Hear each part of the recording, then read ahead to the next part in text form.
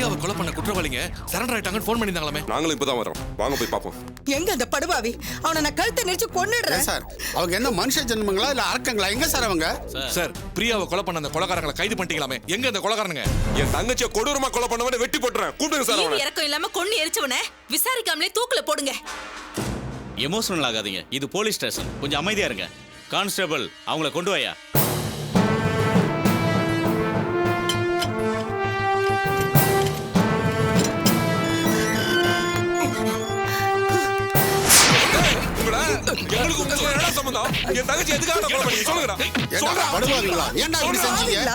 என் பொண்ணு உங்களுக்கு என்னடா துரோகம் பண்ணா?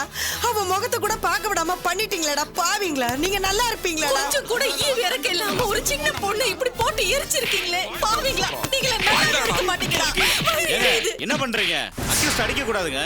அடிச்சீங்கன்னா நான் தான் கோர்ட்ல பதில் சொல்ல வேண்டி வரும். வாங்க இப்படி. சார் நான் பொதுவா கோவப்பட மாட்டேன், பொறுமையா இருக்கணும்னு நினைக்கிறவன், மன்னிக்கிற குணம் மனுஷனுக்கு வேணும்னு சொல்றவன், தூக்கு தண்டனைக்கு எதிரான கருத்து உள்ளவன் சார். இந்த மாதிரி குற்றவாளிகளை சும்மா விடக்கூடாது, சட்டத்தில் நிறுத்தாமலே தூக்குல போடும் சார். சொல்றேன். சின்ன பொண்ணுன்னு கூட பார்க்காம கத்தியால குத்தி மண்டையை உடைச்சு கொன்னு எரிச்சிருக்காங்க. இவனுங்களை எல்லாம் கொன்னே தீரணும். இவனை சார் என்ன சார் ஸ்டேஷன்ல வந்து முரட்டுத்தனமா அக்யூஸ்ட் அடிச்சிட்டு இருக்கீங்க? சார் இந்த மாதிரி ஆளுங்கள்லாம் உயிரோட இருக்கிறதே பாவம் சார். இவங்களை எங்க கிட்ட விடுங்க, நாங்க பாத்துக்கிறோம். நிறுத்துங்க சார். இவனுங்களை விசாரிக்கும் போது நீங்க கூட இருந்தா உதவியா இருக்கணும், உங்களை வர சொன்னா இந்த மாதிரி நடந்துக்கிறீங்களா சார்?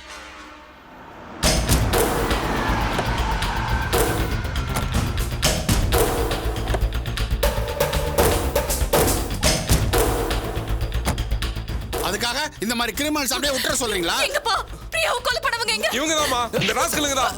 ராஸ்கல் மர்டர் பண்ணது மட்டும் இல்லாம சரண்டர் ஆவீங்க. I'm going to kill you man, I'm going to kill you. வாங்க சார்.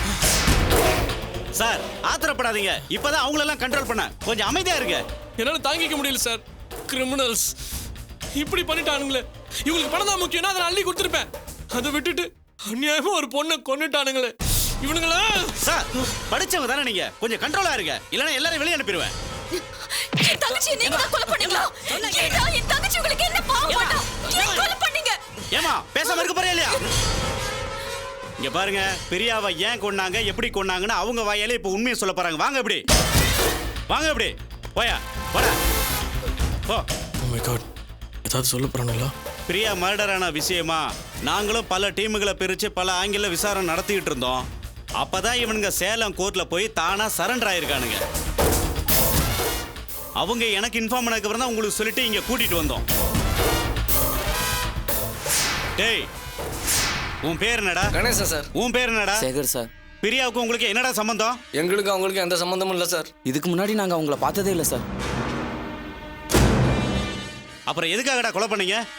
அது வந்து சம்பவம் நடந்தப்ப நாங்க 2 பேரும் நல்ல போதையில இருந்தோம். ராத்திரி நேரம் மழை வேற பேஞ்சிக்கிட்டு இருந்தது. அப்ப அந்த பொண்ணு மலையில நினைச்சுக்கிட்டு தனியா வந்தது. ரோட்ல வேற ஆள் நடமாட்டமே இல்லை. அப்பதான்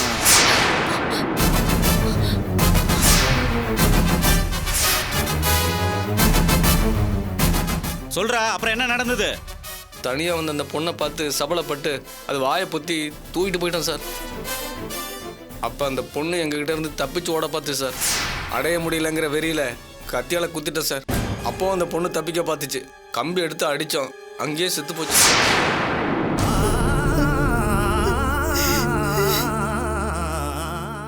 அப்புறம் எதுக்காக பாடி எரிச்சிங்க? சார் அந்த பொண்ணு இறந்து போன பதட்டத்தில் மாட்டிக்கோம்னு பயந்துட்டோம்.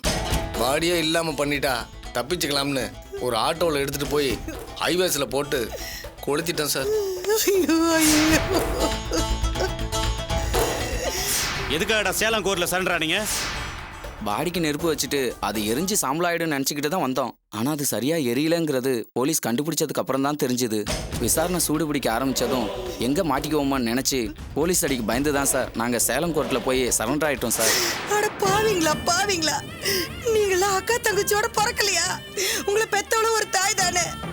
அநியாயமா என் பொண்ணை எரிச்சிட்டீங்களேடா பாவீங்களா. டேய் உங்க காம பசினால ஒரு பொண்ணை மட்டும் கொல்லலடா, ஒரு குழந்தையோட எதிர்காலத்தை நாசம் பண்ணிட்டீங்களா பாவீங்களா. Inspector, you should not leave these kind of criminals. சட்டத்தில் உயர்ந்தபட்ச தண்டனை என்ன இருக்கோ அதை உங்களுக்கு வாங்கி கொடுங்க. That will be a lesson for them. சிட்டில இனிமே இந்த மாதிரி ஒரு கிரைம் நடக்கக்கூடாது. பிரியாவோட பிறந்த நாளையே இறந்த நாள் ஆக்கிட்டீங்களேடா பாவீங்களா. நீங்களா நல்லா இருப்பீங்களா? எவ்வளவு பெரிய போராட்டத்துக்கு அப்புறம் அவளுக்கு ஒரு நல்ல வாழ்க்கையை அமைச்சு கொடுக்க இருந்தோம், எல்லாத்தையும் நாசம் பண்ணிட்டீங்களடா. உங்களை உயிரோட விடக்கூடாது. இங்க அடிச்சு கொள்றேன் ராஸ்கல்ஸ். சார், என் தங்கச்சியை சார், கொண்டு விடுங்க, நீங்க உயிரோட விடுங்க. இருக்கக்கூடாதுடா. விடுங்க உங்களை சார், அடிச்சு விடுங்க கொள்றேன் சார். சார், இந்த மாதிரி பண்ணிட்டு இருந்தீங்க, உங்களே உள்ள வைக்க வேண்டியிருக்கும். சட்டப்படி என்ன பண்ணுவோம் நாங்க பாத்துக்கிறோம். நீங்க கிளம்புங்க முதல்ல. யோ, அவங்கள உள்ள தெளியா. என் தங்கச்சி சார், கொண்டு போங்க இவனை சும்மா சார். விடக்கூடாது போங்க சார். சார், சொல்றேன்ல. சார், ஏங்க நிக்கிறீங்க? போங்க சார், போங்க சார்.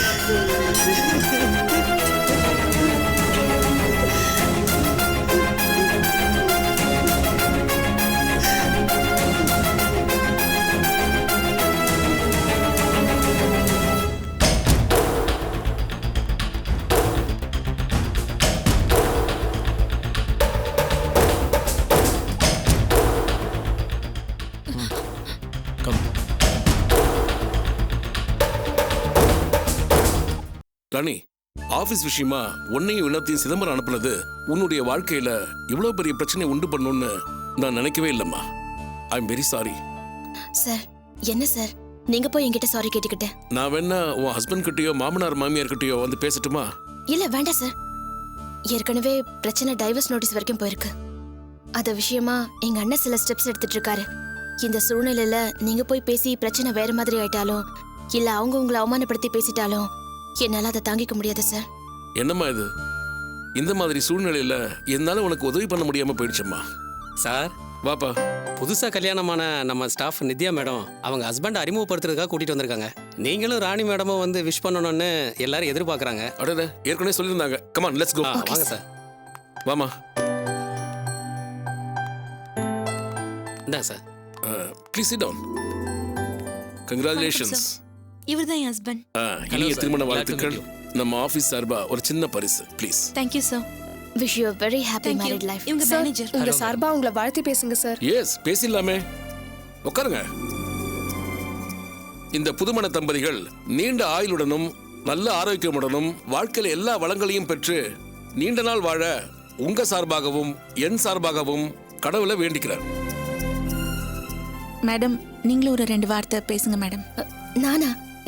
இல்ல வேண்டாங்க. ராணி, பேசுமா ப்ளீஸ். இல்ல சார் வேண்டாம் சார். பரவாயில்லம்மா, 2 வார்த்தை வாழ்த்தி பேசு. புதுமண தம்பதிகளை வாழ்த்துற அளவுக்கு எனக்கு வயசு இல்லைனாலும் நல்ல மனசு இருக்கு. அந்த நல்ல மனசோட நீங்க எல்லா வளமும் பெற்று நலமோடு வாழ இறைவனை வேண்டிக்கிறேன். என்னை பொறுத்த வரைக்கும் கல்யாணங்கிறது ஒரு புனிதமான பந்தம். கணவன் மனைவி உறவுங்கிறது 7 பிறப்புகளுக்கும் தொடர்ந்து வர ஒரு சொந்தம். இப்படிப்பட்ட ஒரு சொந்தத்துக்குள்ள ஒன்றுபடுற கணவன் மனைவியும் ஒருத்தருக்கு ஒருத்தர் புரிஞ்சுக்கிட்டு ஒருத்தருக்கு ஒருத்தர் விட்டு கொடுத்து வாழணும். எல்லாத்துக்கும் மேல கணவன் மேல மனைவிக்கும் மனைவி மேல கணவனுக்கும் அசைக்க முடியாத நம்பிக்கை இருக்கணும். அந்த நம்பிக்கை எப்படிப்பட்டதா இருக்கணும் தெரியுமா? கடவுளே வந்து அசைச்சு பார்க்கணும்னு நினைச்சா கூட அசைக்க முடியாத நம்பிக்கையா இருக்கணும்.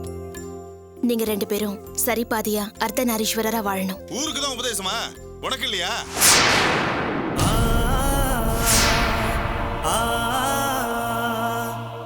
Who is this? யார் இது? யார் இப்படி கமெண்ட் பண்ணது? ராணி வாழ்த்தி பேசுறதுல என்ன தப்பு? யார் இந்த பொண்ணு மனசை காயப்படுத்தினது? படிச்சவங்களா நீங்களா?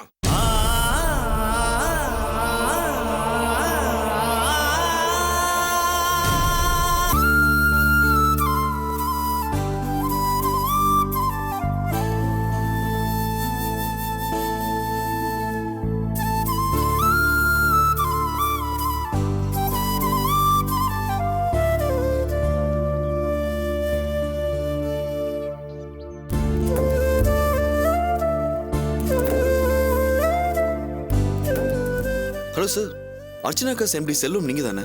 ஆமாங்க. ஓ, ராணி மேடத்தோட பிரதர் இல்ல? அவங்கள பக்கம் தான் வந்துரு. மேடம் மேல தான் இருக்காங்க, போங்க சார். இல்ல, ஒரு சின்ன உதவி. சொல்லுங்க சார். இதுல எனக்கு அவங்க கையெழுத்து வேணும். எனக்கு உள்ள போறது கொஞ்சம் சங்கடமா இருக்கு. இது உங்களால வாங்கி சார், வாங்கிட்டு வரேன்.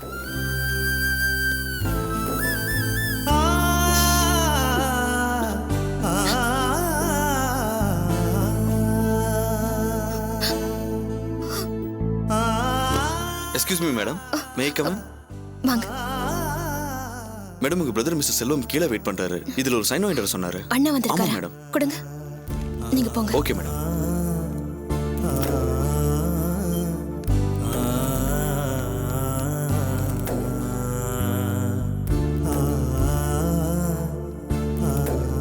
அண்ணா, ராணி, நீ ஏமா இறங்கி வந்த? நீங்க கீழே வெயிட் பண்றதா ஸ்டாஃப் சொன்னாரு. மேல வந்திருக்கலாமே, ஏன் கீழே வெயிட் பண்றீங்க? இல்ல, நீ ஆபீஸ்ல ஏதாச்சும் வேலையா இருப்ப. உன்னை எதுக்கு தொந்தரவு படுத்தணும் தான். இதுல கையெழுத்து போட சொல்லி அமிச்சேன், கையெழுத்து போட்டியா? இன்னும் போடலண்ணா. சரி, படிச்சு பார்த்துட்டு போடு. என்னண்ணா நீங்க கையெழுத்து போட சொல்லி நான் படிச்சு பார்க்கணுமா? எங்க கையெழுத்து போடணும்னு சொல்லுங்க, நான் போடுறேன். ஒரு நிமிஷம் இரு.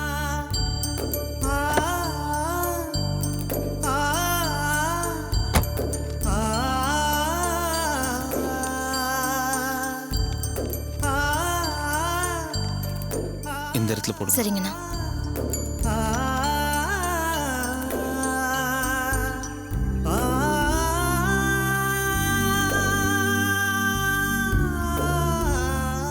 சரிம்மா, நீ போ. சரிங்கண்ணா.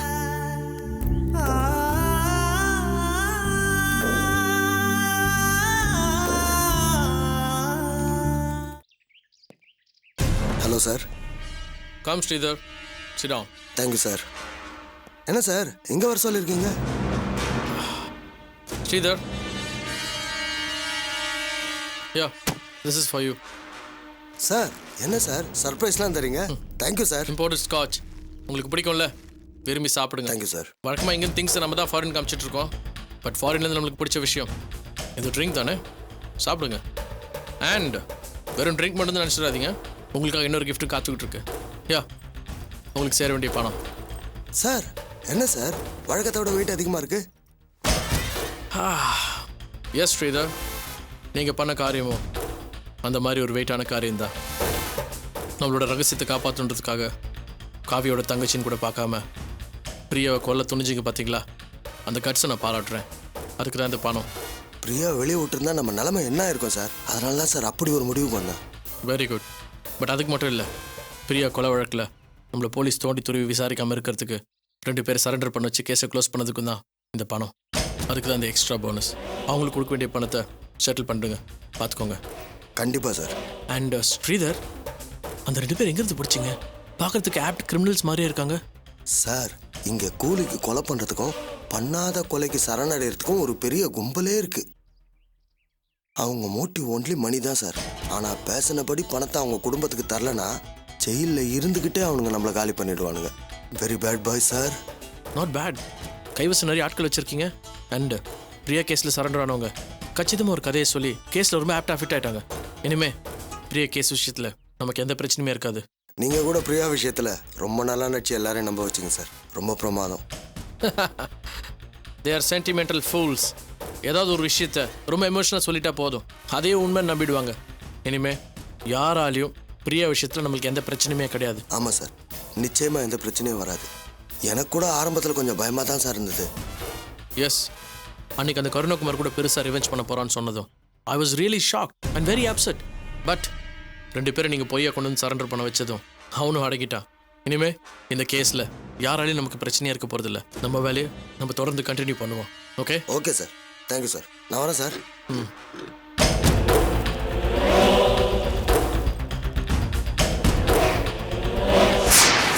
என்ன சொல்லுவோம் சொல்கிறேன்? ஆமாம் சார், இன்னைக்கு நடந்த அந்த சம்பவம் என் மனசை ரொம்ப வேதனைப்படுத்திருச்சு. என் தங்கச்சி வீட்டுக்குள்ளேயே இருந்தால் நடந்ததே நினச்சிட்டு இருப்பா, அவன் மனசு ரொம்ப கவலைப்படுவான் தான் ஆஃபீஸ்க்கே போக சொன்னேன். ஆனால் அங்கே போனால் படித்தவங்க இருக்கிற இடம் தானே, அவங்களே இப்படி அவமானப்படுத்துகிறாங்க. மனசுக்கு ரொம்ப கஷ்டமாக இருக்குது சார். படித்தவங்க இருக்கிற இடத்துலயே அவன் மனசு இப்படி கஷ்டப்படுத்துகிறாங்கன்னா இன்னும் 4 இடத்துக்கு போனால் பாவம் சார். என் தங்கச்சி அவன் மனசு எவ்வளோ கவலைப்படும். எல்லாத்துக்கும் காரணம் என்னோட வெட்டி கௌரவம் தானே. வீண் பிடிவாதம், தேவையில்லாத கௌரவத்தினால நானே என் தங்கச்சி வாழ்க்கையை வீணடிச்சிடுவேணும்னு எனக்கு மனசுக்குள்ள ஒரு பெரிய பயம் வந்துருச்சு. செல்வம், நீ தேவையில்லாம உன் மனசை போட்டு குழப்பிக்கிற. உன் தங்கச்சிக்கு நடந்த சம்பவத்தினால நீ ரொம்ப அப்செட் ஆயிருக்கேன்னு நினைக்கிறேன். அப்படி இல்லை சார், என் தங்கச்சி என் அண்ணன் என் வாழ்க்கையை பார்த்துப்பாரு, அவரோட முடிவு தான் என் முடிவுன்னு தீர்மானமாக சொல்லி பெற்றவங்களே தூக்கி எறிஞ்சிட்டா. எனக்கு ஒரு அவமானம்னு புகுந்த வெட்டியை தூக்கி எறிஞ்சிட்டு என்ன நம்பி வந்தவாவ. வெளிப்படையாக இவ்வளோ தைரியமாக இருக்கால தவிர மனசுக்குள்ள காதலிச்சு கல்யாணம் பண்ண புருஷனையும் புகுந்த வெட்டி அப்படி தூக்கி எறிஞ்சிட்டு வந்துட்டுமே வாழ்க்கையை பறி கொடுத்துட்டுமோங்கிற பயம் அவன் மனசுக்குள்ள இருக்கு சார். அவள் அப்போ எனக்கே தெரியாம தனியாக உட்காந்து கண் கலங்கினதை நான் பார்த்துருக்கேன். ராணி உங்க மேலே வச்சுக்கிற பாசத்தையும் நம்பிக்கையும் நீங்கள் தப்பாக பயன்படுத்துறீங்கன்னு அர்ச்சனாவும் எனக்கு புத்திமதி சொன்னா. அதான் சார், என் தங்கச்சி வாழ்க்கையை நாமளே வீணாக்கிட்டோங்கிற உறுத்தல் என் மனசுக்குள்ள வர ஆரம்பிச்சிருச்சு. எதுக்காக பயப்படுற செல்வம்? நான் தான் உன் தங்கச்சி வாழ்க்கையை சரி பண்றதுக்கான ஐடியா சொன்னேன்ல, அப்புறம் எதுக்காக தேவையில்லாம மனசை போட்டு குழப்பிக்கிறே? இல்லை சார், ஏற்கனவே மாப்பிள்ளை வீட்டில் என் தங்கச்சி மேலே ரொம்ப கோவமாக இருக்காங்க. இந்த மாதிரி நேரத்தில் நம்மளும் பதிலுக்கு ஒரு நோட்டீஸ் அமிச்சா அது அவ்வளோ சரிப்பட்டு வராது. எல்லாம் சரியா வரும் செல்வம். ராணி அவ புருஷன் கூட நல்லபடியா வாழதான் போறா. உன் மதிப்புக்கும் மரியாதைக்கும் எந்த குறையும் வராது. நான் சொல்றதை செய். உனக்கு எப்படி உன் தங்கச்சி மேலே அக்கறை இருக்கோ அதே மாதிரி உன் மேலேயும் எனக்கு நிறைய அக்கறை இருக்கோ. தைரியமா இரு, எல்லாம் நல்லபடியா நடக்கும். இல்லைங்க, நான் என்ன சொல்ல வரேன். சரி, நான் மறுபடியும் பேசுகிறேன். இந்தாங்கண்ணா. சரி, நீ போம்மா, நான் குடிச்சுக்கிறேன்.